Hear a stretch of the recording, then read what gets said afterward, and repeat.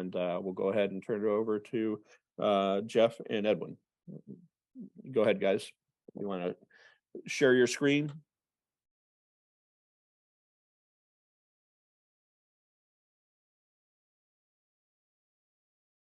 Good morning, everybody. We're here to hopefully educate everyone, or at least improve some of the misconceptions about beaver. And before we get started, if people can turn off their video and mute themselves, it'd be appreciated. My father and I started this company in 2019. He was trained by the Beaver Institute, part of the Beaver Corps, the largest organization of trained beaver management professionals in the world. And I also wanted to acknowledge Rachel Siegel, the founder and the president of the Illinois Beaver Alliance. She was just appointed part of the Illinois Rivers Coordinating Council by Governor Pritzker. She was the one that initially introduced us to McHenry County Land Conservancy and Lisa Hatterline. So we're happy to be working with Rachel. She's instrumental in improving the situation for beavers across Illinois. Wetlands are able to remove nitrogen and phosphorus through a combination of physical and chemical and biological processes. This naturally occurring process absorb, transform, sequester, and remove nutrients and other chemicals because these impounded waters allow the ground and the plant life to really absorb the maximum amount out of the water system itself. And instead of just a ditched channel where it's just getting the nutrients down as fast as possible, where it accumulates behind all the dams in Illinois and then eventually in the Gulf of Mexico.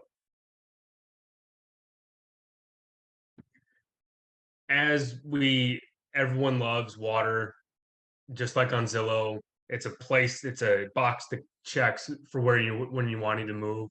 So we've decided to build as much as possible and as close as possible to rivers, which has then caused a large issue with not being able to handle any type of flooding. A modeling study was done by the University of Wisconsin-Milwaukee, and this was done in 2001 or 2021, that dams reduced peak flow between 14 and 48%. And this was utilizing just if flood zones were allowed to maintain and house beaver population, that they would be able to reduce extreme peak flow flooding over during rain events. This is a picture of what was happened when a stream was re-meandered using beaver. Beaver dam analogs were placed along the creek on the picture on your left. The creek is on the right side, and it was ditched. Good vegetation growing along there, but then they took that entire swath, installed beaver dam analogs, or basically pre-built dams for beavers. And then just a year later, or 2 years later, in the same month of August, you can see that the vegetation is green throughout that entire zone because the beavers had actually moved in and were able to reconnect it to the floodplain, which allowed water to be absorbed in that entire area. This is a site at Netrusa Grasslands. The picture is the same stream. The only difference is 200 feet. On the right, there's a beaver dam right at the edge. And then on the left, you can see how this is what happens. And that was just from water constantly just eroding the sandy soil, and the beavers actually stopped the erosion. And when I was walking inside of it, it was about a foot higher upstream from the dam, even where beavers had been dredging. And it was from the upstream dry area that didn't have any impounding water. So beavers are able to create habitat for many other animals. There's a migrating bird day coming up that talks about how important water is to birds. Well, there's no animal that creates more water for birds than beaver. So they create these large inundations that provide water for many species of birds and many other animals besides. In the biodiversity that wetlands offer, there are some key native species that would benefit from this, including the endangered Blanding's turtle and Hines emerald dragonfly. And one of the things we've noticed anecdotally at all of our beaver sites that have had beaver for more than a year, we never get eaten by mosquitoes until we go into the woodline. And that's mostly because of the aquatic life that has been able to thrive to eat the larva, and also the increased predatory aerial species along the in the air and around the wetland itself. So the open water that the beavers provide is a perfect aerial flight path for tree swallows and bats to catch all the insects that they love to eat. So there's certain aspects of beaver that make them ideally suited for their watery lifestyle. Their diet consists both of herbaceous vegetation like cattails and pond lilies, and also woody vegetation. They don't actually eat the wood, they eat the cambium layer, the living layer of wood in between the bark and the trunk. So that's why you'll see a peeler log oftentimes in a beaver area where the bark has been stripped off, inner cambium, but the inner core of wood is left behind. They're able to build lodges that protect them from predators. So if they have a large enough flooded area, they'll build a lodge out in the middle of the water with underground entrances that allow them to come and go without being seen by a predator. They can outswim any predator in North America, except alligators and pumas, which is why there are fewer of them in the South. Their social arrangements need to be considered when we're making any plans for beavers and beaver conflict management. They have litters only in the springtime with 2 or 3 kits per year on the average. They stay with their parents usually for 2 years, and then they disperse. When they disperse, they go from 5 to 50 miles to find a new habitat. They don't very often settle close to their parents' habitat. Their populations are naturally limited by the food supply. So if they have less food to eat, they'll have smaller litters. If they have more food to eat, they'll have larger litters. Their dams are the most important feature in most areas for the beavers because they create a year-round water level that protects them from predators and provides them with an adequate food supply. Not only does the higher water level give them access to more food, it also encourages the growth of species that provide them food like cattails, pond lilies, willows, and cottonwood.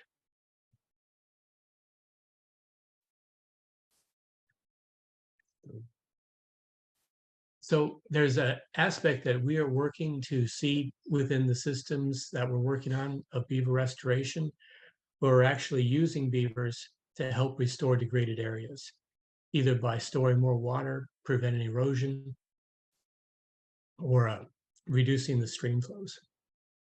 These systems are inexpensive compared to traditional equipment-based restoration. So we'd like to see more areas try beaver restoration as a way of restoring streams. And this is a great model or diagram that was designed, and it shows, on the one on the left is what we normally see as our ditches, and then what the structures that you see inside that square on the far left are BDAs or PALs, and then that will help slow the water down just enough and usually we see it hold water back for about 2+ weeks before it starts to level out again. And then what happens is the stream starts to meander or cut away on those banks because of a blowout on the starter dam. And then eventually, if with increased vegetation, the beavers will return to that area and maintain those dams or those starter dams. Then the beavers help prevent any blowouts. And if it does happen, they usually repair them quite quickly. Because as everyone knows that tries to get rid of beaver, you can take out the dam, but if you don't trap them, it's repaired the next day. And then over time, and we've seen it happen within even a year, diagram all the way to the right, where they're able to build multiple dams and reconnect it to the floodplain. The largest dam we found in Illinois was 2,000 feet long, and it stretched from cornfield to cornfield through a forest reserve section in Will County. And it was even though the dam was only 2 inches on the outsides, just the length of it just showed how much water that they're able to maintain. The middle of the dam was 6 feet tall, but as it got out on the edges toward the floodplain, it got smaller and smaller. The key thing to having this kind of program work is allowing the beavers to have access to a floodplain. If you're trying to keep the beavers off the floodplain, you can never achieve this degree of complexity. And also you can see underneath, it shows the different levels of the water table itself, the groundwater saturation. And usually this will be held out throughout the entire year.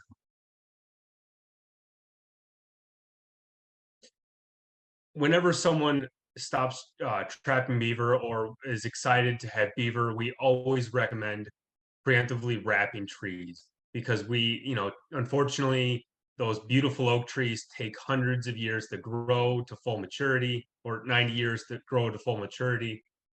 And we would just hate for that prize oak tree or even prize cottonwood, because it's just, that's where you like putting your chair, next to the stream, gets taken out by an eager beaver.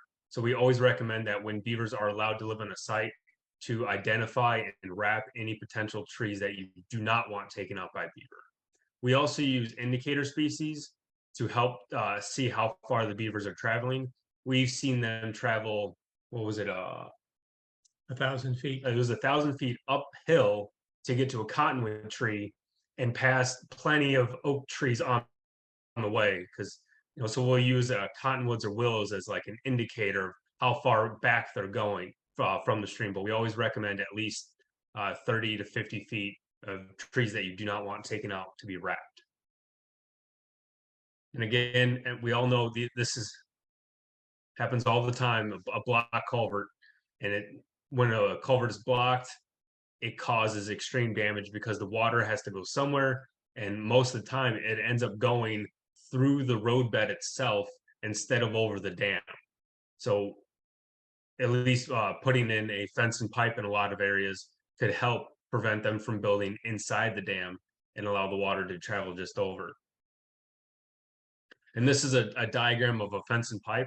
The culvert on the left, the fence goes around it, which then allows the beavers to build on that fence, because they're going to still want to maintain the current water level. But then the pipe that we put through, depending on the drainage area, it depends on the size pipe we use. But depending on the level of the pipe we put through the fence, determines the water level. So this setup works similar to a check dam, where in high flow events, it just goes right over the top. No issues. The culvert still maintains its intended flow use, but then during lower events, the water is held back so it doesn't drain completely, allowing for a spring, if you will, similar to, or a spring effect similar to retention ponds. And as Cody can attest, and probably most of the people on here, beavers love corn. You'll see them pop up and eat just almost like crop circles, like some of those science fiction movies, where they'll take out a swath of corn and then bring it back. So that's another thing that always has to be thought about if a beaver is allowed in the area, that there will be some agriculture loss, sometimes through because of flooding, but also from their foraging habits. They will actually take whole corn cobs back to their food cache and store it underwater as winter food.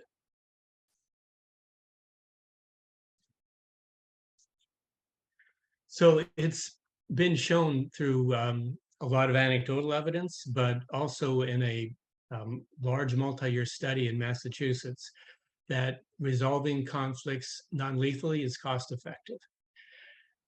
So if you go through a constant cycle of trapping and killing the beavers and removing the dams year after year, eventually the cost builds up because the beavers, if they have a site that's a good site, they'll return to that year after year because the vegetation's good, the water flow is good.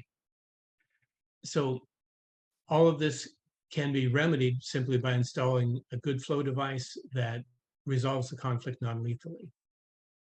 And one of the things that in my town, every 5 years, there were 3 retention ponds and a ditch that was uh, cleared of all trees and phragmites along the stream to help the flow. And it cost $30,000 every 5 years. And every single year, they spent between $1,000 and $2,000 trapping beaver. And we were finally able to convince them last year to start allowing the beavers to remove their trees that they keep trying to chop down and get rid of. And now, and also stop spending money every year on trapping. And so far, the drainage district is very happy with the outcome and the amount of trees the beavers are helping remove already. There had been a conflict with the beavers blocking a culvert, but we installed a flow device. The drainage district paid for the flow device to be installed. And so far it's working well. So when you're looking at whether a site needs beaver management or not, there's some things you want to consider. So has the site recently been occupied by beavers in the last 4 or 5 years? If it has been, they probably will be again. Even if it hasn't been recently, it probably was in the distant past. So beavers are likely to come to sites where they haven't been for a long time if there's suitable water flow and suitable vegetation. So if there's any willow at the site, any cottonwood, any cattails, and if there's a place where beavers can build a dam, beavers are likely to build a dam and try to occupy that site. And one of the things we always recommend when municipalities or land managers decide that they do want to find a cohabitation or try to cohabitate with the beavers is to try to help identify other areas they'll now start to experience issues. Because what we consider, we have coined the term gauntlet of death. So as the beavers are dispersing from their homes, what you always find is, oh, they're always coming back here year after year. Well, that is the best site that they want to inhabit. Well, once that site is inhabited, any new dispersing beavers will then try to find less ideal but still livable conditions, and then you'll start having problems in those areas. So we always recommend at least a walkthrough or an understanding that just because there wasn't beavers in the past, there might be beavers in the future, since the areas that were being trapped are no longer being trapped. So to explain this briefly, beavers are very territorial. So once a beaver family occupies a site, no other beaver will be allowed to come into that site to live. But that's maybe a half mile to a mile section of the stream. But beavers are perfectly happy to let dispersing beavers travel through their sites on their way to finding another site. They, visit, share the gossip, and then move on. And then outside of streams and ponds themselves, we have seen ponds that have, 2 or 3 beaver lodges that have active beavers in them. So they do occupy the same large ponds together. They just kind of keep separate in that same pond using scent mounds. So the last thing we'd like to talk about is our proposed Phragmites study. One of the things we've noticed in our beaver work is that sites where beavers have been occupying the area for a long time have few to no Phragmites. But sites with no beavers are usually overwhelmed by Phragmites. We believe that this is because beavers actually help to control the Phragmites in a number of ways. The most important way they help to control it is by allowing muskrat populations to stay there throughout the summer instead of the water drying out and forcing the muskrats to find other suitable locations where they're not going to be preyed upon by coyotes. So what we're looking at for this type of program to work is the specific sites where, first of all, beaver trapping can be limited. We don't know for sure if beavers eat Phragmites. We think they might, but we know muskrats eat Phragmites, and beavers and muskrats both eat cattails. So these species can be limited by the presence of beavers and muskrats on a site. But the first condition would be that beaver trapping has to be limited. If you are going to be trying to make this system work, you have to have fewer beaver being trapped and more beaver being allowed to eat the plants you want to get rid of. In order to get beavers onto the site, it has to be a site that currently has at least 2 feet of water. This allows the beavers to get into the site and start making suitable lodging and build dams that can raise the water level. And that's the next consideration. Is this a site where increased water levels can be tolerated? We don't want to flood another Henry Marsh or fen that people have spent thousands of dollars to restore. So it has to be somewhere where beavers can raise the water level and not cause any issues.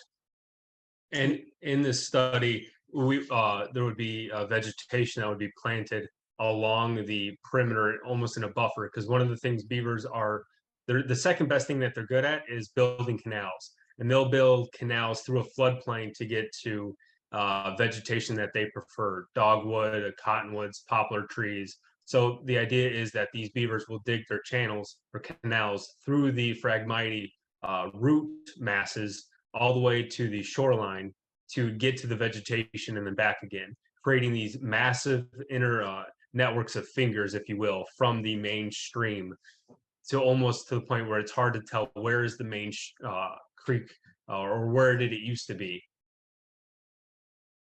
The other thing that we would want to ensure on any site is that we can stop the chemical treatment of the Phragmites and the cattails.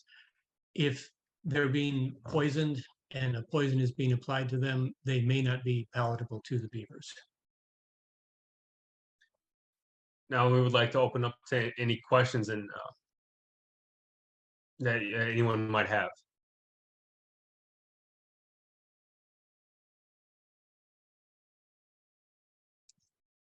Okay, people can turn their video back on if they want to.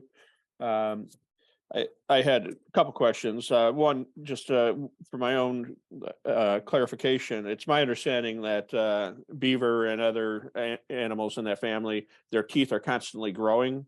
And so they have to chew the wood to wear down their teeth. If they didn't do that, the teeth would grow to the point where they couldn't feed themselves. Is that true, or is that a old wives' tale? No, that is absolutely true. We've been at locations where the beavers haven't had wood available, but they have used rocks to file their teeth down to keep them at the right level.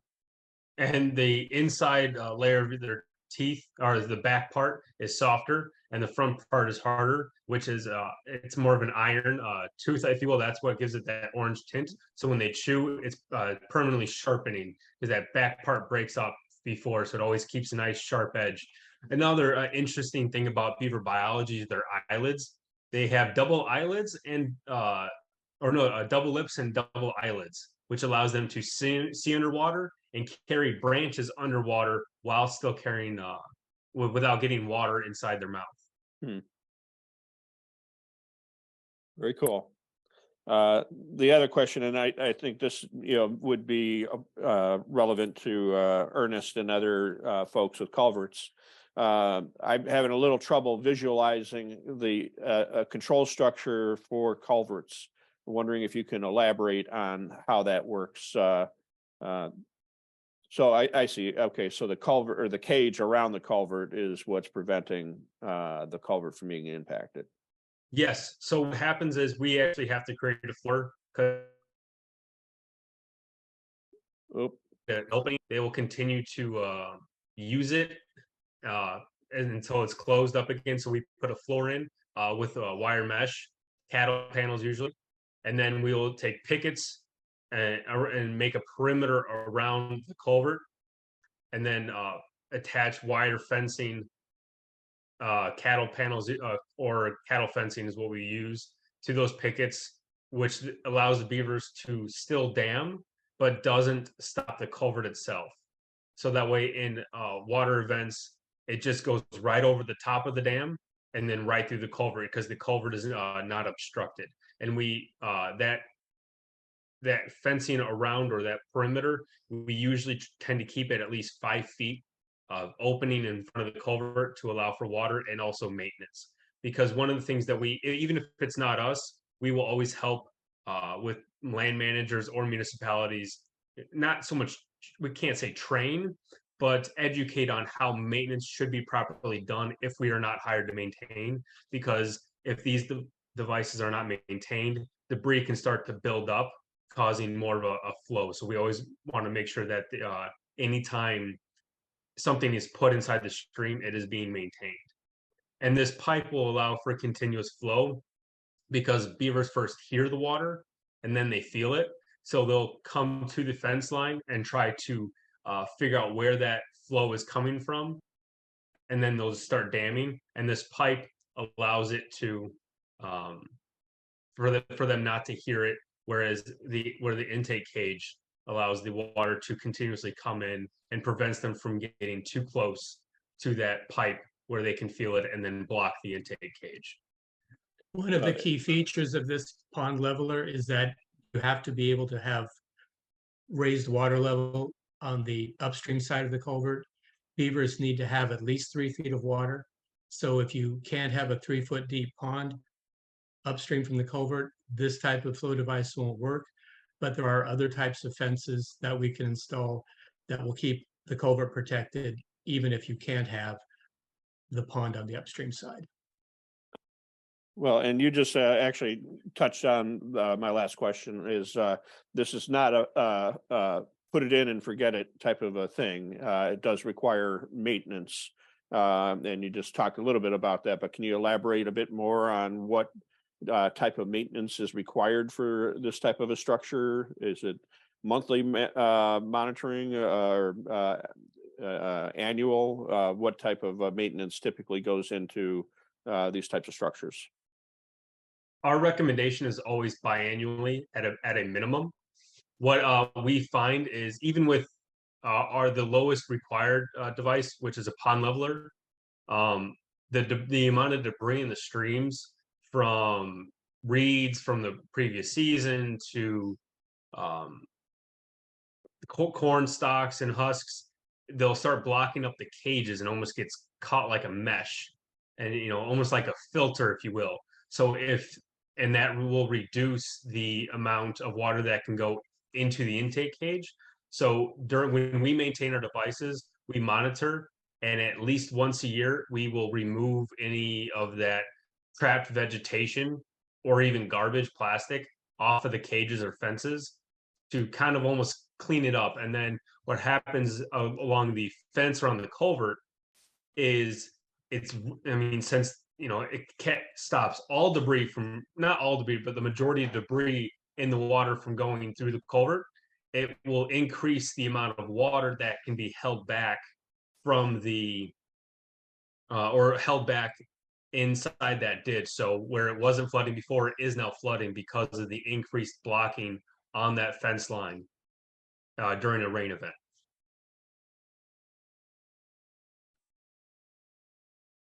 I'd be curious, Ernest, what your thoughts are. Have you tried this type of a structure? Do you think that this might be something that you could use at the DOT?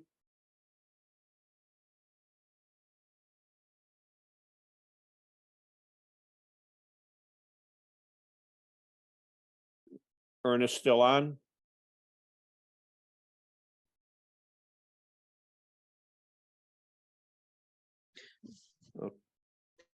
We have had a couple of site assessments that we've done for the Department of Transportation in Cook County. One of the issues that comes up from that is a lot of these culverts are already inside ditches, and ditches are very hard to guarantee a working flow device. These devices that we have installed, these fence and pipes, we have a 100% success rate inside of retention ponds.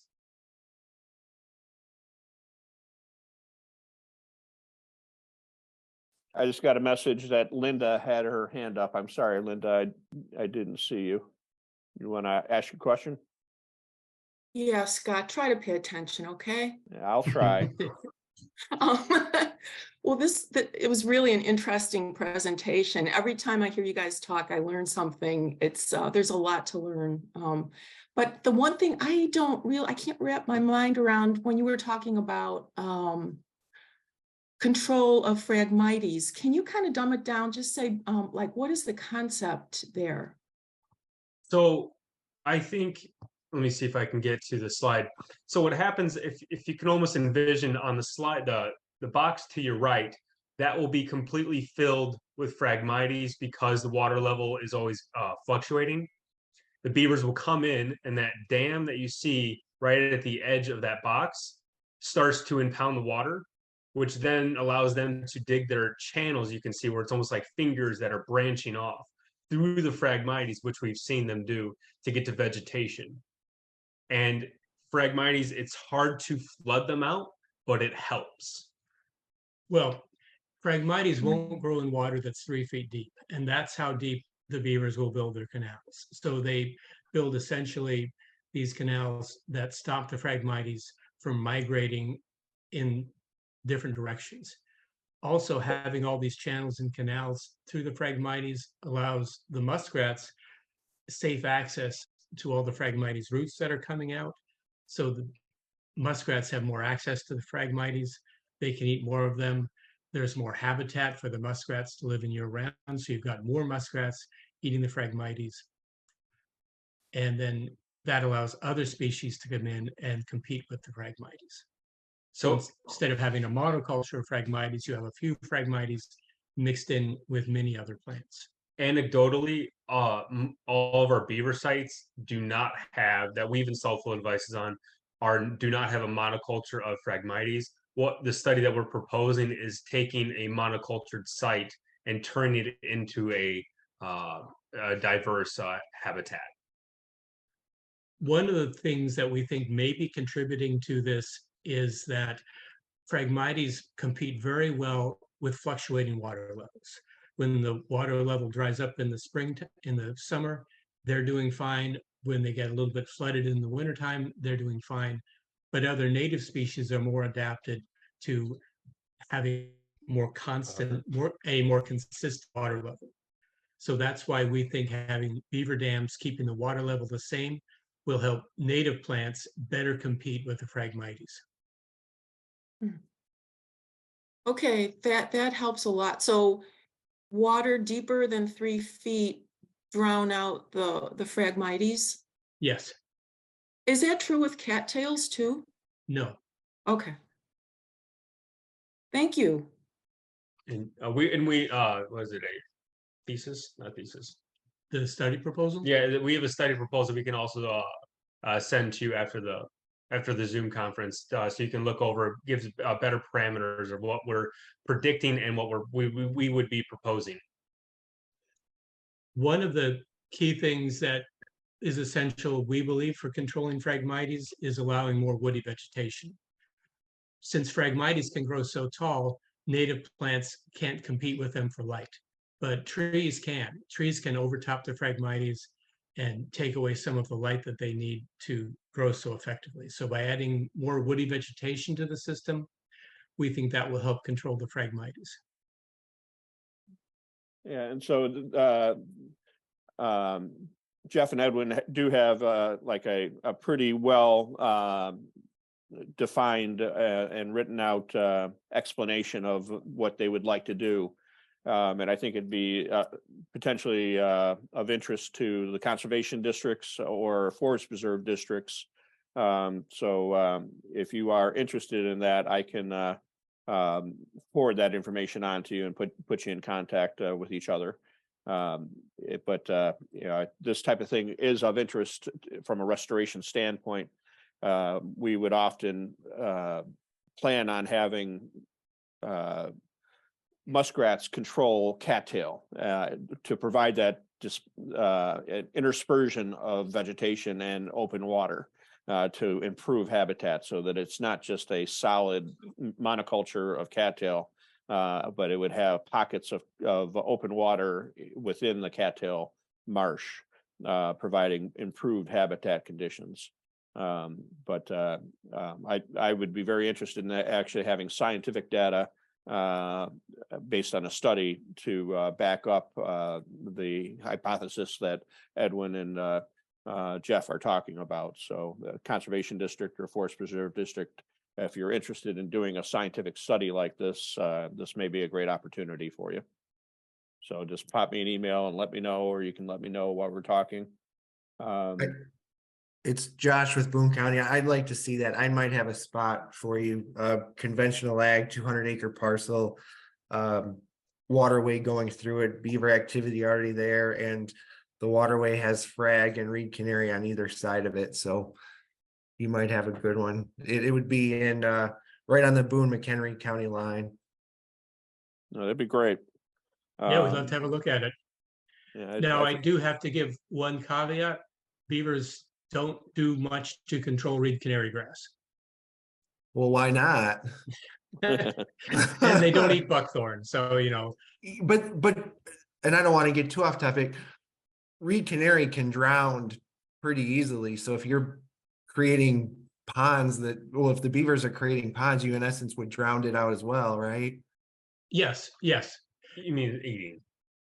But they won't eat it as far as I know. They'll use it to line their nests.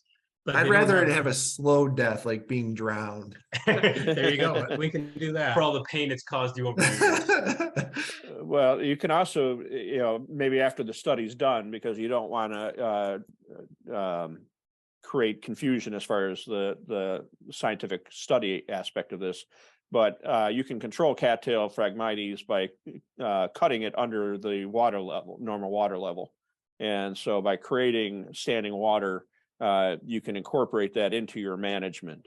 Yes. And so natural water, you know, naturally functioning water control structure to aid in that in the long term. So I think this really could be a very interesting study. And I want to kind of pull Gabe Powers from the Conservation District into this, because Gabe has been working with these types of structures. You know, he mentioned a beaver deceiver structure. Is that part of what you guys do, Jeff? The beaver deceiver? Yes, beaver deceiver is a trademarked name from another company that also works in New England, and that's Skip Lyle. Yeah, Skip Lyle has trademarked that name. Skip Lyle was the gentleman that initially trained Mike Callahan. What decade was it? 1980, 1970? 1990. 1990.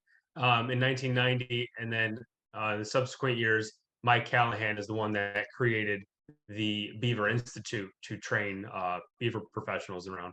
And usually a beaver deceiver or a Clemson pond leveler would be what you would see here: the intake cage, the pipe, and then there would be no other fencing. It would just be right through the dam, which is what we installed over by the Dean Street wetland. Okay. So that's usually what we hear as defined as a Clemson pond leveler. Or beaver deceiver. Okay, thank you for that clarification. And Gabe, you want to talk a little bit about your experience with beaver and beaver control structures? Sure. I mean, they work in the right instances. The one that I had sent you previously is similar to the pipe and fence culvert. So that was for water control structure. We have a couple water control structures in Glacial Park and have a pretty good population of beavers in Glacial Park. So we installed those on a dual culvert in the park. I've also used the Clemson water leveler that doesn't have the culvert fence around a control structure for actual dam placement. Again, if you don't have the right place, they could just make additional dams. Each situation has so many variables. You have to evaluate each situation on the merits associated with all the different aspects that are associated with that specific location. So it's very difficult to generalize. I think that the presenters did a good job explaining the different concepts here. And you are absolutely correct. One of the things we do is we do free site assessments, because we can't say, oh yeah, every site's the same, because every site we do has to be ground proofed. We proof it first on GIS maps, But then we again have to go down, just like you said, where it's because there's so many different variables that go into it as far as what can be tolerated. Yeah. My only question for you, I don't know if you've seen it yet, and I haven't, in any of the literature, is actually fish passage associated with these devices. One of my concerns is when we start modifying around culverts and then actually using pipes for our flow structures. Fish are allowed and able to pass through beaver dams, but I don't know that we start adding some of these anthropogenic solutions that we could end up creating some fish passage issues. So the main times that fish are able to get past the beaver dam is during a high water event. And that doesn't change with the pipe. The pipe is designed to limit the height of the dam. And because we've limited the height of the dam, when you have a high water event, you do have a consistent flow of water over the dam.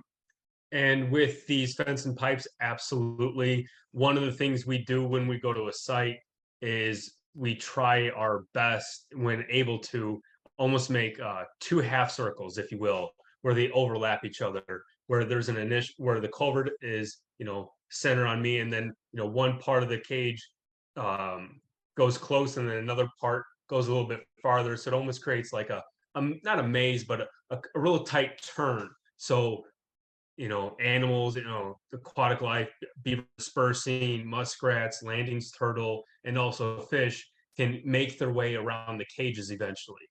But still prevents the beavers from taking their sticks inside and blocking the culvert. There has been studies done where with actual boxes used for fish passages. I don't remember exactly. Could you talk on? In Washington, they've designed special flow devices to accommodate salmon passage. And so if fish passage is a concern at a site, we can consult with somebody in Washington. That's the nice thing about being in the Beaver Corps. We help each other out and design a fence and pipe that would specifically allow for more fish passage. And with my dad's comment, we're the community of the Beaver Corps helping each other out does not exclude anyone else. So if anyone doesn't want to go through us, we always recommend, everyone is so eager to share their knowledge and help out anyone's situation when they're able to. So, but it was Washington State University, or was it Washington State, or was it their DNR? Do you remember? It was Washington State University and a tribal restoration program. And I guess be another thing to just kind of make sure we're in the right context. A lot of the stuff from out west isn't 100% applicable to our situations. I've seen Absolutely. a lot of beaver presentations, and we're talking about arid climates, protecting, against drought with beavers, and they have to be in an area that are big enough that they can do their thing without impacting all the different built environments that we have around us. Yes, and whereas out west, there's a lot of farm fields or just open land that wasn't able to be Right. tilled, and in our area, if we can figure out a way to prevent beavers from economical way from preventing beavers from damming ditches, it'll be great. But because everything is so heavily ditched and a lot of the old historic wetlands are still plowed, there's not, unfortunately, a large amount of habitat or land that can be tolerate beaver, if you will, at this time. I did install an experimental design because of ditches. It was 500 feet of pipe in a remote nature conservancy site where they had been damming inside a creek. And what we just basically just took this pipe and just ran it. We just from their main pond all the way down, and we changed, I think, about 3 feet in elevation from start to finish, and to kind of allow them, the Nature Conservancy, to not spend a lot of resources checking on the site because it was so remote and they don't have a lot of resources. It's working so far. They have built a dam 700 feet downstream, so an extra 200 feet downstream from the pipe we installed. We don't know what kind of maintenance goes into this. I just installed it this past December, which was a very, very cold installation for us. We ended up tipping early in the morning. But one of the things that we do have found is that beavers will chew through these pipes. If they're desperate enough and they're established enough in a pond, they will chew through the pipe and shove sticks and mud inside the pipe.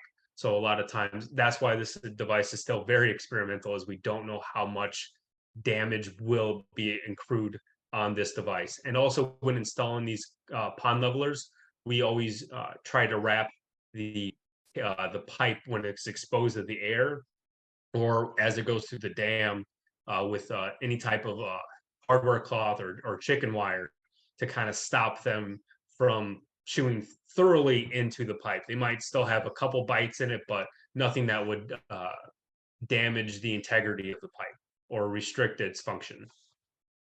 Right.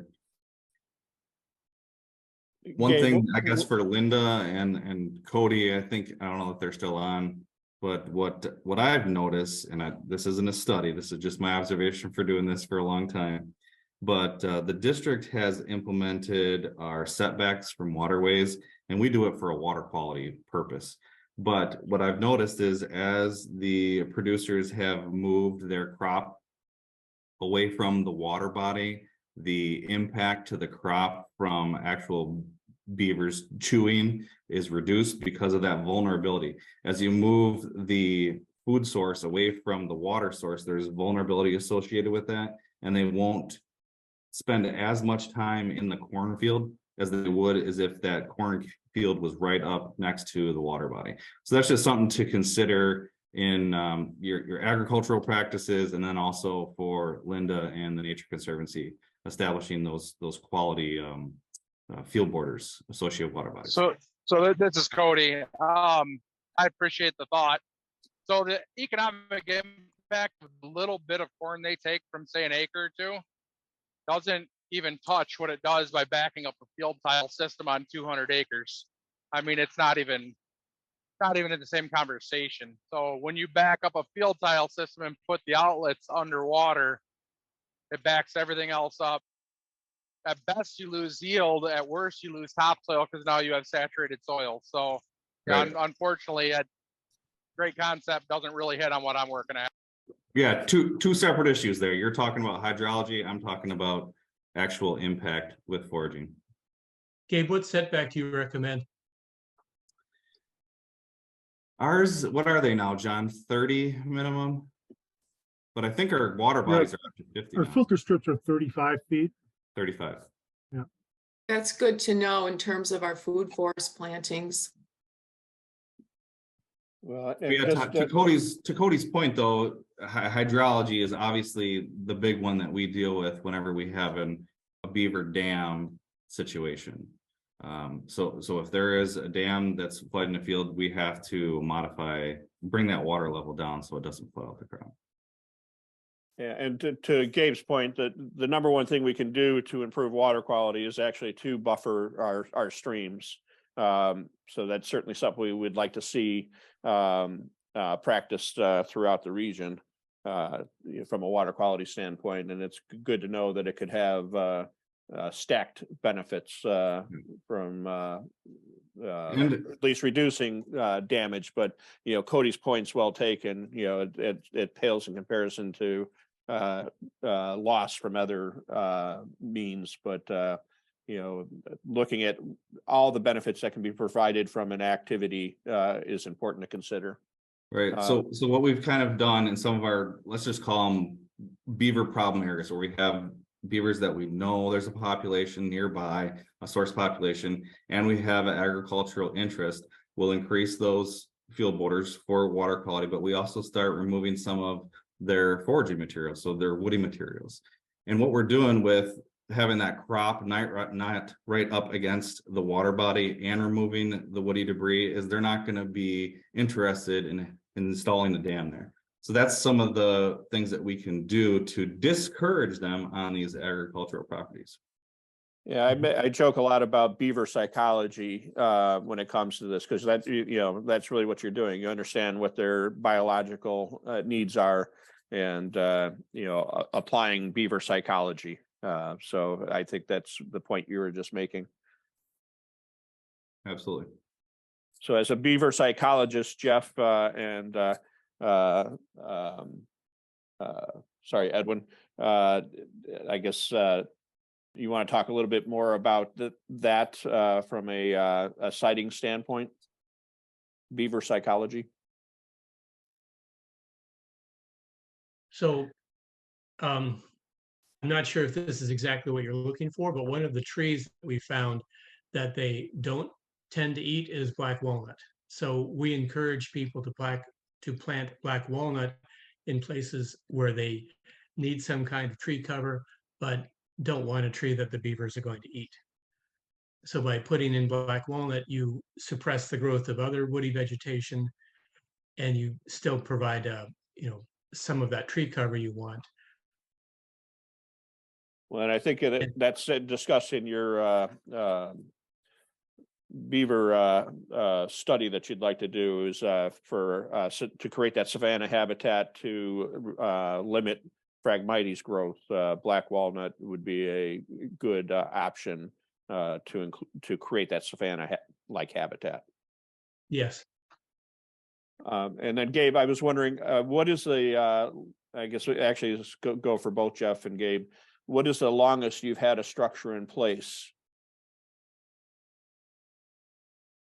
We're in our fourth sorry. year at our first site, and I think 5 or 6. I'd have to go back and look at my pictures. I lose track of time. And I guess for both of you, with your 4 and 6 year, is that it's been the same structure in place and you've just done routine maintenance on it, or have you had to do major retrofits within that time period? For us, our first site was done at Nachusa Grasslands, a nature conservancy, and it was done 4 years ago. We've installed 5 since then. And as far as I'm aware, don't do any maintenance on their devices. He opted out of hiring us for doing the maintenance, and I don't believe he has done anything. It is towards the headwaters, and most of his devices are pond levelers. So there isn't a lot of fencing around grade control structures, except for a couple areas, but there's not a lot of debris that is from fields or from the prairies that wash into the stream. So the streams are fairly clean of debris. So as far as we're aware, there is no damage or maintenance that has happened to any of the devices. But that was initially our first site that we had beavers chew through the pipe and stop the flow completely. So we did have to repair, but that was within the first 30 days. I've not had to do any maintenance on the pond one. Again, as they've alluded to, if it's underwater, it's going to function well and not be impacted. So those pond ones are underwater where the beavers could get to it, and they're not going to chew through the pipe when they're underwater. And the pond situation also has adequate depth for the animal, so they are able to survive without really having to do anything with the pond leveler, if you will. The ones that have maintenance associated with are going to be that fence and pipe system. Our beta version of this, they just stacked it up and it kind of caved in on itself because of how much pressure was associated with all that debris on the outside. So we really had to reinforce the cage around the water control structure. But as far as the second version, which we really beefed up, we haven't had any issues other than just annual maintenance.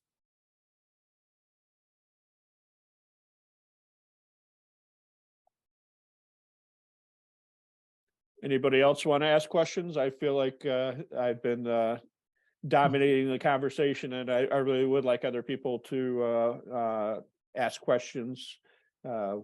We've got the people to answer them right now, so now is a good time to ask.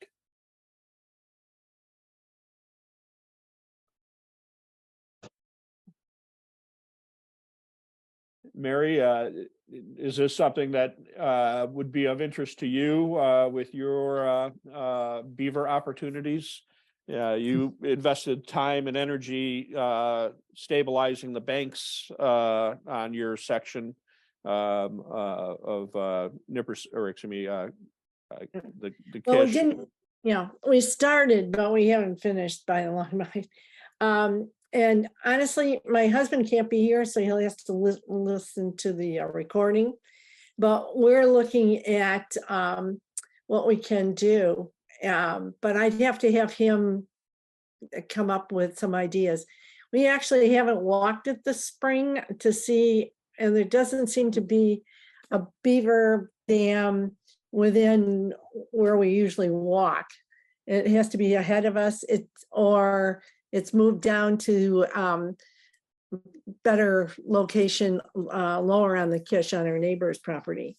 But I can't think of anything right now that nothing comes to mind. We don't have Phragmites on our property, but in right around where the stream is, but there is an area that I could see where that is wet and getting cattails that could use probably some management. But what I can do is I'll talk to Bob after he's listened to this whole thing and see if there's a project there about looking at construction of the wetlands, better maintenance of a wetland area. Because we do have 11 acres of wetland on either side of this river that we don't farm, and has over the years gotten wetter and wetter in certain areas. So thanks for the question. I have a quick question. I'd be interested in what other woody species beavers eat. You know, honeysuckle, cherry, box elder, big willows, small willows. I mean, what's their diet here in the Midwest? So their primary diet is willows just because they're so abundant, but their favorite tree is cottonwood. They'll take that over any other tree and travel farther to get it. You mentioned box elder, honeysuckle. Box elder, they will definitely eat. Honeysuckle, they will eat if there are limited other woody vegetation species around. Black cherry, they'll eat. So most woody species around here, they will eat. The ones that they won't eat are black walnut and buckthorn. And then Osage orange is so hard that they don't eat it very often. Yeah, I've been One of the surprised. theories, I've Right. seen them eat massive pine trees, which actually surprised me. Where does pine fit into their preferred diet? that are on honeysuckle. So pine trees, in most of the literature I've read, they say they don't like pine trees and will only eat them if other trees are not available. But around here, I've seen them eat pine trees anytime they're growing close enough to the water. Mhm. So there's a lot of regional variation in beaver diet. And for us, and I want to make sure we put this caveat in, we have not seen them eat, and we don't have, when we haven't seen people, and we don't know of people that have seen beavers eating the pines or the conifer trees, but there's clear evidence that they were taken out and moved. So they could have been moved into the dam just as, as debris, because there's been plenty of pictures out there of them actually taking parts of decks near home construction zones and then taking it to their dam as a building material. So for us, when we say we've seen them take them out before other species, we just mean that the tree itself was removed. We don't know if they in fact we can't verify that they're eating them or not. Now, the exception of that is Western red cedar, Juniperus virginiana. They do like that, and they will eat that, the cambium layer of that tree. And our theory and I don't know if other people have seen this as well, but our theory with the cottonwoods is if you stand underneath the large cottonwood tree, And when the leaves rustle, it sounds like the ocean. It sounds like moving water. So that's our theory and why they are so attracted to cottonwoods, because their leaves sound like that and it's a softer wood. So why they'll travel so far to get to a cottonwood tree is because they can hear it. I have seen them actually caching. I don't know that I went back and confirmed that they ate it, but I have seen them cache buckthorn. And again, it was because of that was the only thing that was available to them. So the cache was consisted of buckthorn and corn in one particular ag issue that we had. I have not seen them do the black walnut or any coniferous vegetation, but any populous species. I've seen them eat aspen as well. They really enjoy those. Oh, as yes. well. Even they must smell it because they go up there even before it's leafed out. Yeah, they have a very good sense of smell. The buckthorn they may have been using as the holding layer on their cache to keep the other material in place. They sometimes have the less desirable species of wood on top. Yeah, they had, like I said, they used the dam from buckthorn, had it cached, and then but there was a cornfield there too. I never went back to confirm if they were consuming it. All right. Yeah, Any other- if they do, let us know. We'll import those beaver everywhere.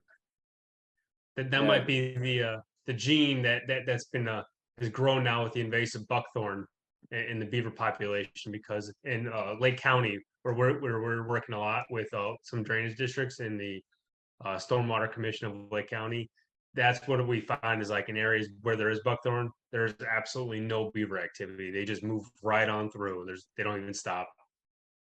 If they can adapt to eat buckthorn, I think their popularity would increase dramatically. Yes, but probably not in our lifetime. Yeah. Well, we're approaching 12 o'clock. Anybody have any final questions before we sign off? If not, I did have one, Scott. I did Go have ahead. one. Yeah, please. On the fence and pipe diagram, two oddball questions only, and I'm thinking specifically about that darn Bay Road. One, what is it that prevents the animals from going inside of the meshed area around the culvert and simply building in there? I mean, what has them dam up around the fencing? So in this diagram doesn't show it well, but in most of the culverts that we have in the area, we run the fencing up onto the bank. So that way, when they're up there, they're more likely to be eaten by predators. So they're less likely to try to dig underneath the fencing on the bank itself, where they, are just trying to stay in the water. And we make sure that the pipe stays up enough that they will start to dam in the water and like, oh, hey, the beavers are actually able to dam it. So they think, oh, everything's fine and dandy. And then eventually we incorporate the pipe into their dam structure. The beavers are still able to go ahead. The other thing, logistics, stupid logistics. I'm assuming that the domed intake fence is within the same water courseway that is flowing through the culvert pipe. Yes. Okay. Problem logistically for us, our right of way is minimized. We've got 55 to 60 foot of right of way, and that's it. So it looks like, you're saying approximately 30 feet upstream, if you will, and we'd be going on private property with no positive permission in our application. So I was saying, well, okay, I just wanted to make sure I understood it. The logistics may not work, but at least I understand the process. So I thank you. You answered the questions. Thank you. And another logistic, and with Illinois drainage law, there's a lot of conflicting jurisdictions and regulation on who has jurisdiction of an actual stream or a navigable stream. But also we currently don't install these fence and pipe structures on areas that are controlled by the DNR regulation because of the fact that DNR requires a hydrologic study by an engineering firm, which runs about $30,000 to $50,000 depending on the drainage area. And also they don't allow for any type of fencing to be put as far as, it was primarily the law was in place for cattle grazing, but their area is 5 square miles is their jurisdiction for, so any area greater than 5 square miles, we don't install these fence and pipes yet. Okay, makes good sense that you don't. Unfortunately, doesn't help then in a lot of situations, but again, matter of logistics, devil's always in the details. Thank you. Very interesting. And that does potentially apply to the site that you're talking about, Ernest, right? Yeah, it would be, and I know the guys are getting pretty good at clearing it.